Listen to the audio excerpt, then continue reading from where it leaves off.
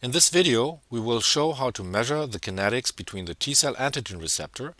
and peptide-loaded major histocompatibility complex, or pMHC, in Situ, that is, within the immunological synapse between a T-cell and a planar supported lipid bilayer. We will briefly guide you through important aspects of protein production and verifying the functional integrity of the lipid bilayer via calcium flux measurements. For more detailed information on how to prepare a lipid bilayer and how to set up a single molecule fluorescence microscope, please refer to our parallel contribution in the Journal of Visualized Experiments.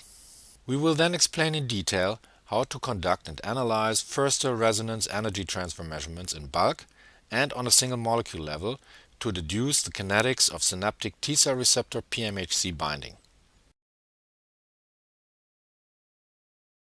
To explain our thread-based strategy used in our overall approach,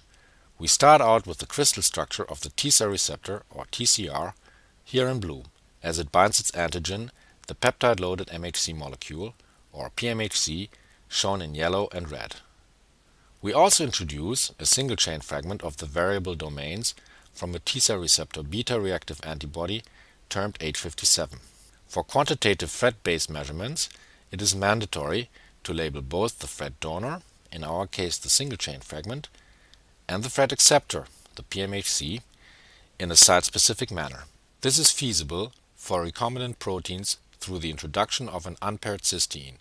which can then be covalently bound to maleimide conjugated fluorophores. As shown, we attach the thread donor, alexafluor 555 or site 3, to the single-chain fragment, and the thread acceptor, alexafluor 647 or site 5,